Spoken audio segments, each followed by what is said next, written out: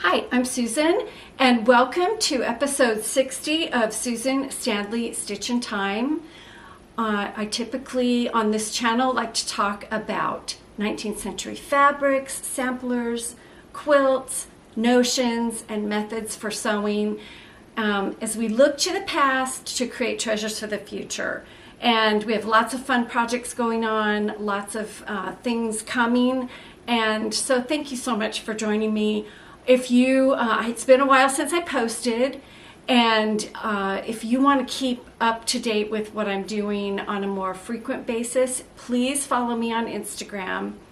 My channel or my title, my location on Instagram is at Standley Susan, and I'll scroll that below. And I've been posting a lot more on there recently, just giving you little tidbits of what's going on. So today we're going to talk about finishes, my works in progress, some starts, some recent acquisitions.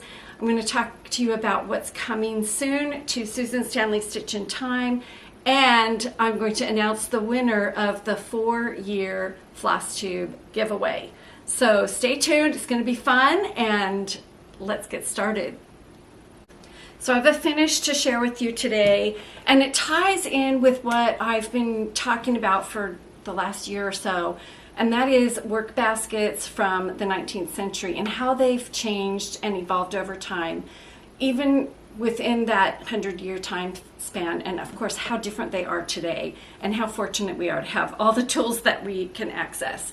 So as I go through the stories of these young girls that I've crafted to help connect the information to something more tangible and interesting and fun, I've been creating work baskets for the different time periods and how the items within the work baskets changed. And so the first work basket we explored was an 1840 work basket. And in that work basket, we learned that frequently a marking sampler was stitched and placed in the work basket, maybe finished as a roll, to be used as a reference and a resource for marking linens in the home.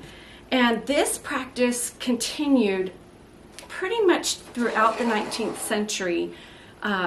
Quilts and textiles were marked because there were common wash areas and maybe frequent other people in the home, and things were not to be mixed between the people in the home.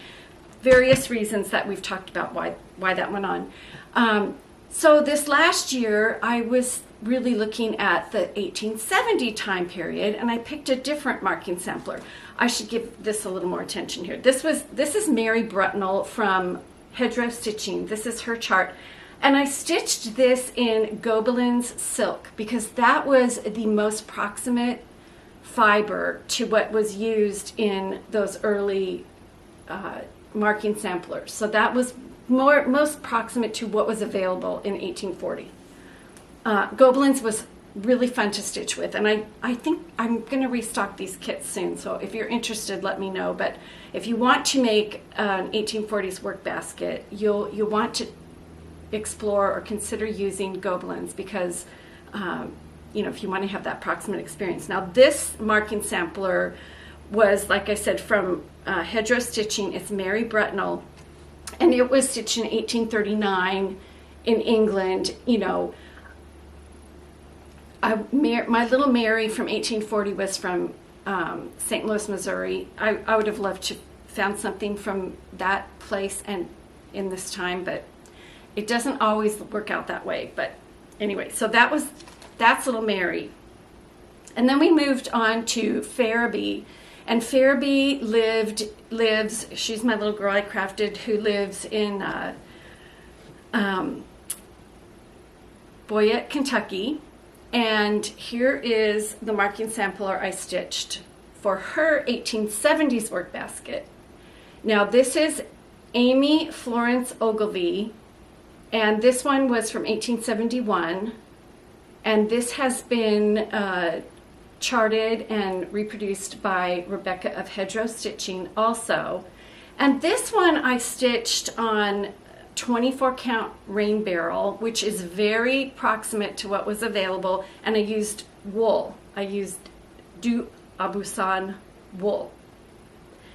And I wanted to create, you know, approximate, excuse me, I wanted to create something for my 1870s work basket that was as close to what was available then. This is what the chart looks like, and you can, of course, get these on Hedgerow Stitching, and I'll leave the information in the show notes.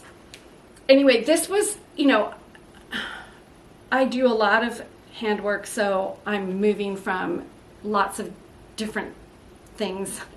And so this probably wouldn't take very long if you worked straight through, but of course I don't work in a straight line. So anyway, like I've said many times, the most pleasurable thing about stitching this was the weight. And I don't mean heavy, but just the delicious weight and texture in your hand as you stitched.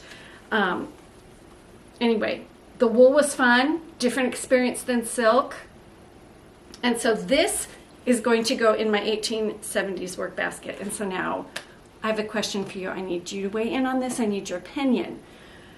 I could finish it as a roll, like I did with Mary, this for Mary in 1840, because that would have been time period appropriate.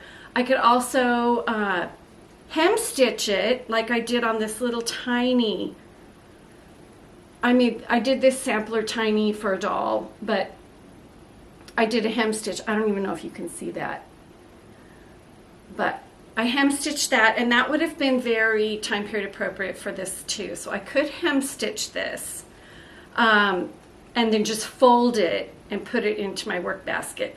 I want to show you a couple of antique samplers, marking samplers that I have, because I'm also considering the way this one's finished, which has kind of a blanket stitch. So it's got the blanket stitch holds in the fold of the hem. And this one is very proximate to my 1870 stitch. I mean, the linen is very similar. It's a large weave. It's a little more even than what I found on this, stitching this, but so that's an option. So I could do a roll, I could do a blanket stitch, I could just do this looks like some kind of a bias tape that's been attached to the sampler. This is the sampler. And I think this one was cut off because there's bias tape on the sides and at the top, and then this is just kind of a raw edge that's been turned up on the bottom. So I think this one was probably longer and got cut. But anyway, I could do a bias tape edge. That would be time period appropriate. This one, let's see. This one is just folded. This one's so transparent. But I could just fold the edge over and stitch it. This is another antique. Oh, aren't they? They're just so faded and kind of dirty, but they're still treasures and a piece of the past that I love. And then this one I find so intriguing. And I could do this, although it would be harder to put into my work basket. I could put paper on the back. All right, so here, this one was papered on the back. It's not hem stitched. Oh yes, it's hem stitched, and then there's paper on the back. Okay, so tell me what you think. Hem stitch, roll, blanket stitch, paper, or bias tape. I don't know. I'm not sure, but I think I'm leaning towards not doing the same finish. So let me know what you think. So that's my finish for my 1870s work basket. Okay, I have another finish, fully finished, to show you, and I can't take credit for all of it, but you may remember about, oh gosh, it might even be a year ago, I'm not sure, but quite some time ago, I was inspired by some fabric in my workroom and thought, I've got to do a stitch so I can showcase this fabric. And this, I think I had just recently purchased this. Now, I love the original on this. I really do. It's just darling. But I just thought, you know, I want to create something different and use this fabric and draw inspiration from the colors that were in the fabric. And so I stitched it using those colors, and I had an idea for a finish, and I was toying with it and mulling it over and seeking advice from people that I know who have done a lot of finishing, and I just wasn't getting anywhere. And when I met Carrie Barcroft of SewDone again at Sampler Symposium, and found out that she is a very skilled finisher and was starting her own adventure, I thought, you know what, I'm going to send it to her and see if she's willing to work this puzzle out and if she can perhaps finish it in the way I'm envisioning. And she did, and I got it back this week. So this was the fabric. This is the color conversion that I did to match the fabric, to go with the fabric. And this is how it's finished. I wanted a sewing cube that I could keep next to my sewing chair in the spring. This will be my spring and summer sewing station, I guess. And I've been inspired by other, you know, sewing cubes that I had seen. I don't know if you can see the way she finished the fabric. She stitched it together just like you would with linen. She did a running stitch and then laced the two together. It's just beautiful, and it's just what I was hoping for. I can't thank Carrie enough for her beautiful work, but yay, it's finished. And she had this beautiful marking pin in there to go with it, and this is a Jersey Girl Stitches marking pin, counting pin, excuse me. So I'm just thrilled, and it's perfect timing because it's going to go right next to my stitching chair, and it makes me so happy, and I get to enjoy this fabric and this beautiful stitch, this adorable stitch, and then, you know, just I had to colorize it to make it match. Anyway, I'm delighted. It's just got the perfect amount of squish, and the pins go in and out really easily, and I put my beautiful Golden Forge green scissors in there. These are the regular handles. They now have large hole handles, which I think I'm gonna get because I've got a lot of arthritis going on with my hands, but anyway, so cute. So thank you, Carrie, and I will link her information below if you're looking for someone to do some finishing. She said she has kind of perfected this. You know, she knows like now how she would do this if you are interested in having something finished in this way. So anyway, so I thought I wanted to share that with you too. So I have been doing crafting projects for this series of First Stitches where young girls are learning to do patchwork and stitching and all the things that were required. Now we haven't explored everything because there was a lot of sewing going on, especially before the sewing machine became available. A lot of hand sewing going on, I should say, and hand sewing continued. But one of the things we've been exploring is English paper piecing. And English paper piecing kind of evolved from early stitching where children were folding fabric over a piece of paper to create a crease and use that as a stitching line. And if you did the Mary 1840 project, you know, you experienced that, and a lot of you said that was hard and I had to draw it in, and I totally relate. English paper piecing was probably the precursor to that. And so English paper piecing is where you take a paper shape like a hexagon. It doesn't have to be a hexagon, it can be a square, it can actually be any shape, and we'll talk more about that. And you wrap it with fabric. Take a piece of fabric that's about 3/8 of an inch, 1/4 inch, 3/8 of an inch bigger, and you wrap it and you tack it down. And you can tack it down going through the paper, you can tack it down, leaving a tacking stitch and basting line all the way around the back. And there are glue methods, contemporary glue methods. So there's lots of ways to do it, and I hope that you'll join me, and I hope you'll explore some of them because it's so fun. So recently Laura Duet came to the area and we got to visit, and she wanted to try it, and I'm so proud of her because if you saw on Instagram, she posted her hexagon flower that she finished, and she did such a great job. Anyway, it started a conversation, and what was born out of that is making hexi flowers using flower fabrics for the hexagons, and creating flowers that remind us of our friends, and using linen hexagons to stitch their names. And so I started cutting.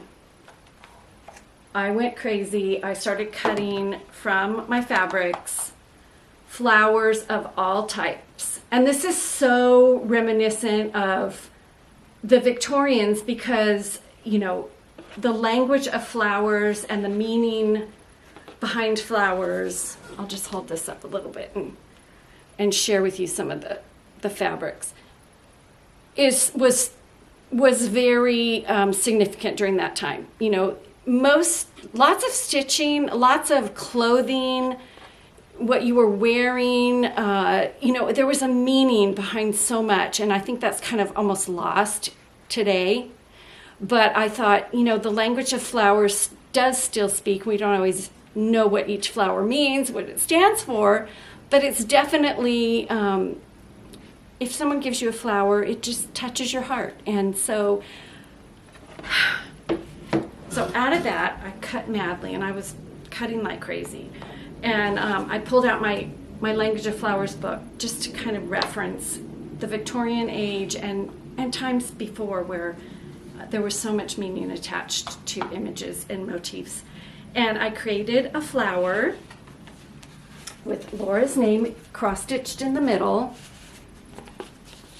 And this will be the first one in a creation. I'm not sure how it's going to look. I'm not sure how they're going to be attached, but it's going to be My Friends Are the Flowers in the Garden of Life, and my stitching friends' names will be stitched in there, and I don't know if it's all going to be pastel. I did cut out some flowers with a little, you know, they were blue fabrics, but then when you cut them out, you just get a teeny bit of blue. I added some blue. I have some soft browns in there too, with blooms. And you could do this with any theme. And Laura actually was saying her mom is thinking about doing a Christmas theme. Anyway, so stay tuned. I don't know. It's kind of like our own little autobiography or our own little autograph book.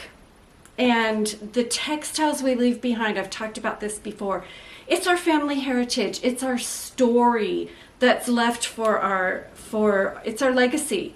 And if you put a lot of meaning into your work and time and thought into your work, I think it shows. And I think you'll be remembered, just like when you look at a stampler or a quilt and you say, wow, that person was really paid attention to detail, or that little kid really wanted to get back outside and play. They were not interested in stitching at all. So it tells a little bit about our life and our dreams, our hopes, our friends, our, you know, how we kept our time. Anyway, that's a new WIP, a new start and a WIP. And it's been fun. So Laura's going to stitch some too. I don't know if you're interested. I'd love you to join in, and I can give you more information. If you need help making a flower, I do have tutorials and stuff. So, and if you feel like I can't add one more thing to my day, I am going to try this, and maybe you'll want to join me. I'm going to challenge myself to making one hexi, just one. I've got those all cut out. I spent, when I had extra time, cutting a bunch out. I'm going to baste one a day and stick it in a jar. And by the end of the week, I should have enough to make one flower. And then I'll do the same thing for another weekend. Over time, my garden will grow. And I'd love you to join me. We'll just see where this goes. You may have seen my progress on the bunny quilt that I'm making for someone very special in my life. But I got three bunnies done and attached them, and I'm going to add a pocket and a little belt for the boy bunny. It's hard not to do more. I don't know. This is kind of the family, a mom, a dad, and a little kid bunny. I don't know. It's hard not to add, like I said, it's hard not to add more. So I might just leave this in the center and have some, blue background fabric around it, and then do a border with some more bunnies or maybe flowers. I don't know. But it's been fun, especially this time of year. It kind of fits in. And it's, there are some tiny little pieces on this. It was not like, took a little bit of time to put them together, but they were a lot of fun. I might have to make a pillow or something for myself. Although, I don't know. It's always fun to do something out of your box and try something new. So I wanted to share that with you too. I did get to work on another WIP, which is the needlework panel of Fruit Tree with Two Animals by Scarlet Letter. And I'm using a Versoix Legacy Corkscrew Willow, 37 count Corkscrew Willow, and a Versoix Soie d'Alger. And I was just drawn to the color palette. It's just so pretty. Just really rich.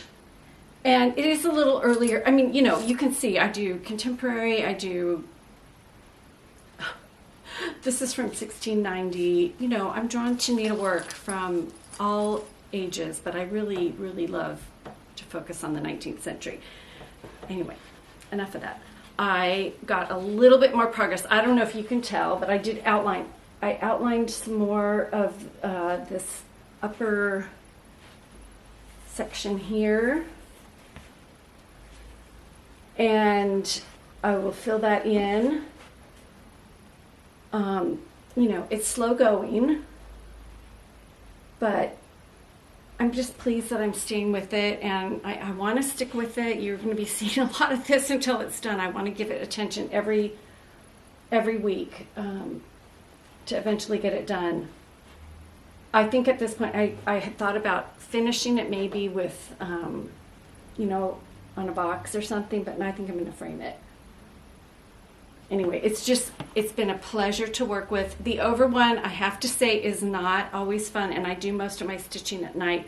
And the reason it's not fun, because by the time I sit down to stitch, I've been working all day, and I'm a little bit tired, and sometimes it seems like more concentration than I want to give.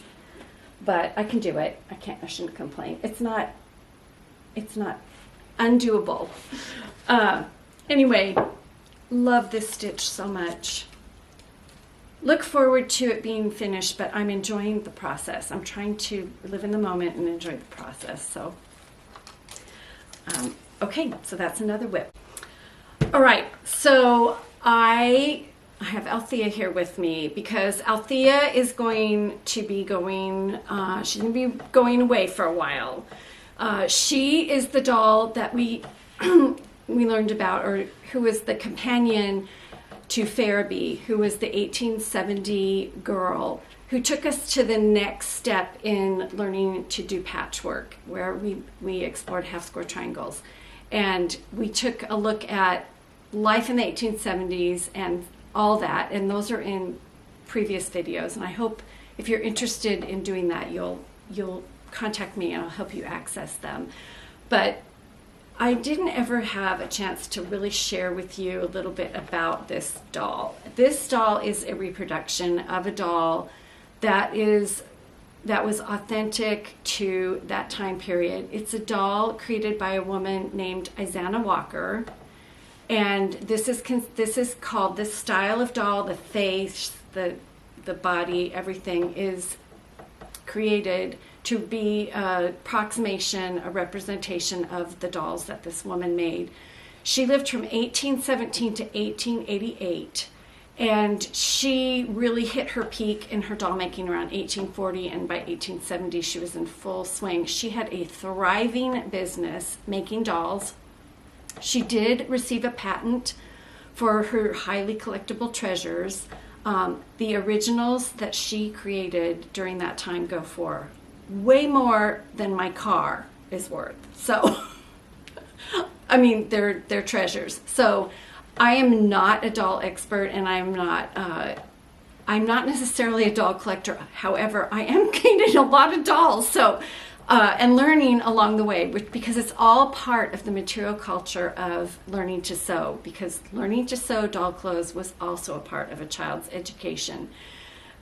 So the dolls were just there and a part of it. And many of you, perhaps, boys and girls, remember dolls are just a part of childhood, and dolls have kind of scary reputation now. But Izana Walker was really a mover and a shaker of her time. She employed several women in her town. She lived in Rhode Island, I believe, and the dolls are said to represent the primitive portraiture that was prevalent during that time period. They were made, but using a process called press molding, and that was kind of new and innovative. And so they're firm, kind of crunchy on the outside, but soft on the inside. So they were a little more durable than just a plain cloth doll, and they weren't as fragile as a porcelain or bisque doll. So Althea's going to go away. She represented that time period, 1870, really well. She did a great job. And there are people who are carrying on the tradition of making these dolls, and one of them is Gail Wilson, and this doll is a Gail Wilson pattern and doll. And there are other people, and I'm going to link a couple of them below, because I think if you are enjoying the whole material culture and the whole story surrounding life and learning to sew in the 19th century, you might want to take a peek at a little more on these dolls, because it's fascinating as well. And you can take a peek at the antiques, and you can see how much some of them have gone for, and the museum dolls. In fact, I'm going to pop in a picture right here of a museum doll.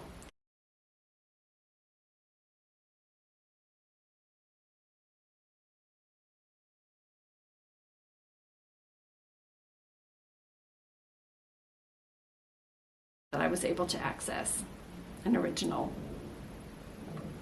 Okay, so Althea is going away, and we're going to meet a new doll, but I don't want to share her with you yet, because I want to save her for the time that I reveal the next girl and her doll quilt, and I share her story with you as we learn yet another skill in patchwork and making in the 19th century. But I do want to share with you something very special that I received this week. I had the doll that I wanted to use for the next girl, and I've named her Judith, and I'm not going to share her with you, like I said, but she had, when I received her, she had no clothing, and I thought, okay, I just can't put a doll out for the next series and have her there with no clothing, and I don't think I have time to make her an outfit, and it probably wouldn't be as precise as, it should be. Doll clothes are fiddly, they're tiny, you need someone with really good dressmaking skills, and so I went, oh, bingo, who do I know that's the best costumer around? So I reached out to Katherine Adrian of Stitching and Costume and just said, would you be willing? And oh my goodness, so I'm going to show you the two dresses that she made. So this will give you an idea. So these are exquisite. I wish you could see them up close and in person. The little tucks, the attention to detail, the lace. Katherine, you're just amazing. You're just truly amazing.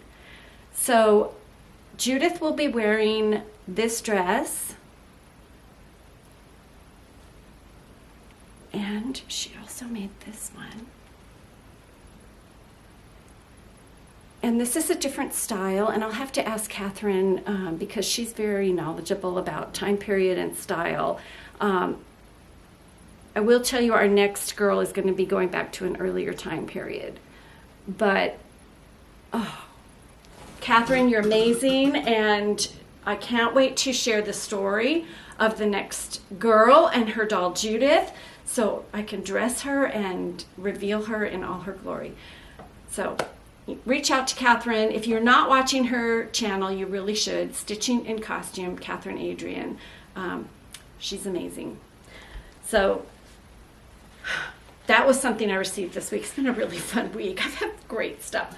And I did order some things from Needlework Market.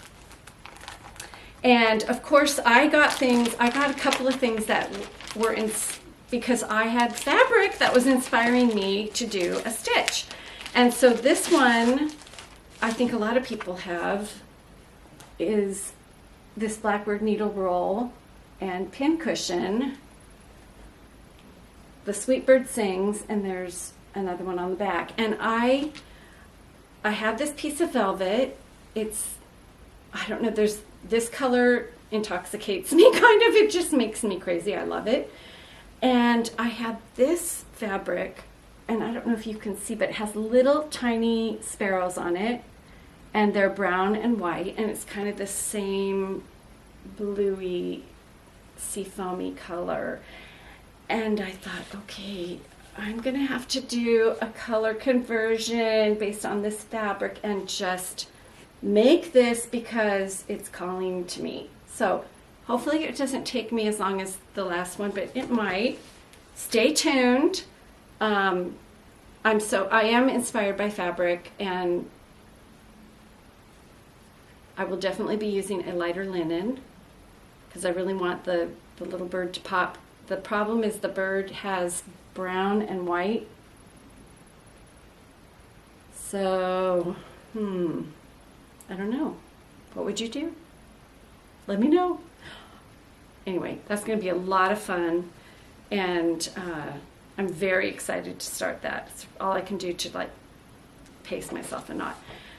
I did talk last time on my Floss Tube that I am starting a quilt project, and I'm going to take you through the journey and show you how from start to finish, and it could be it's going to be over a year journey, I think, designing a quilt that commemorates the 250th year of America.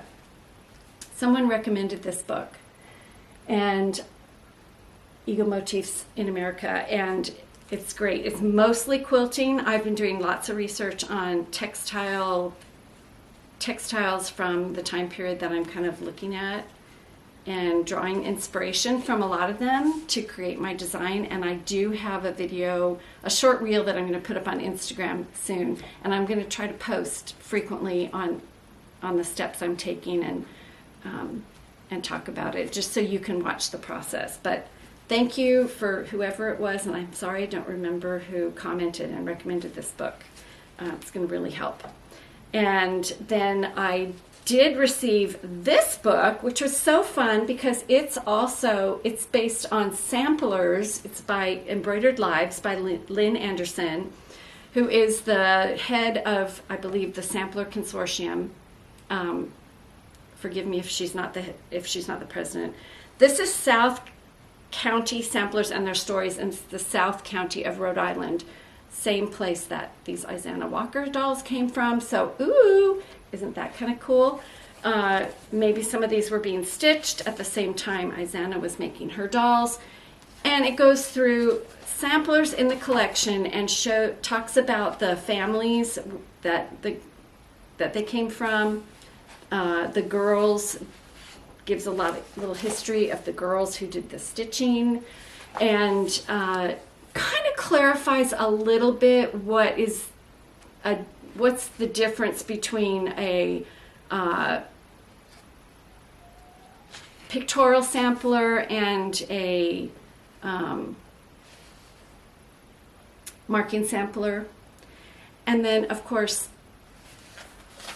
if you've been with me a while, you'll recognize this image. So this is my floss drop image, and the museum that houses these samplers is named for the painter who painted this image. Just a little bit of trivia. Anyway, so it was really fun to get this and get a little bit more information on, I don't know, I keep being drawn to this area. So anyway, good resource if you like to do research, if you like to see connections between things. I would recommend this book. It's well done. So, all right. Let's move on to some new things that are happening. All right. New things. On Instagram, I've been sharing lots of pictures of something new that I've been crafting. It's been almost a year. Actually, it's been my sewing lifetime I've wanted to do this. So I'm finally doing it, and I'm about ready to share it, and it's coming soon. So stay tuned. Please sign up for the newsletter. You will be the first to know about things, and then I'll share it on Instagram and then FlossTube. And so if you want to be the first in line, please go there. And please, I hope if you're not on Instagram, you do join Instagram. Instagram is fun. It's light. It's creative people sharing their creativity. Once you find those people to follow, I don't find a lot of negativity. It's very positive and enriching. So I would encourage you to do that. So that's coming. I'm working on another project. Well, I have lots of things in the works. So it's going to be a great year. If you were at Sampler Symposium, I shared with you a project that I have undertaken based on I was able to acquire some hand-painted Berlin work charts, and these are early charts.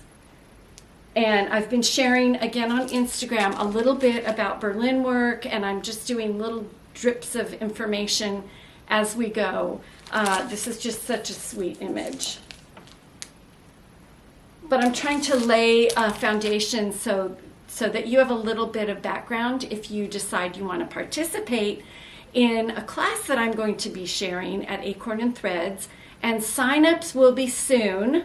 If you're interested, please let me know, but I'm going to be working with Janine this week to try to get the signups going. But this is the little stitch that has been created, and it was stitched by Vashti from Attic Needleworks, and it is so adorable. So if you were at Sampler Symposium, you got to see it, and I think I shared it on Instagram too. And so the class this will be the project, but there will be other projects and other information shared. And it seems like there's this Berlin work revival kind of going on, and it's kind of exciting because I see it popping up in other places, so that's great. Anyway, it's going to be fun. We'll do a little bit of background learning. We'll do some other experimenting. There's this project, and I have some other fun things planned for you. So more details on that are coming up soon. Stay tuned.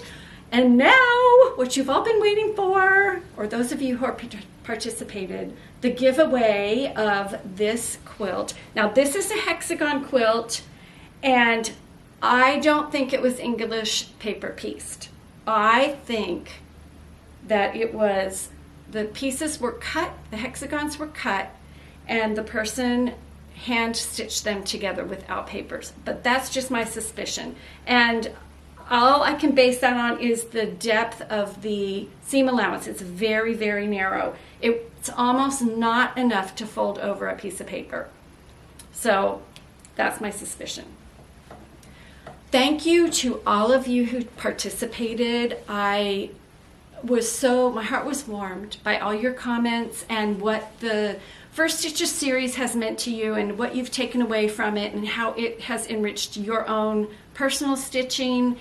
Like I said, my heart connects with stitchers of the past, and they direct what I do and for my future, descendants. So the comments were wonderful, and the random comment picker chose Stitching Joy for Dawn at Dawn Reeser 4642.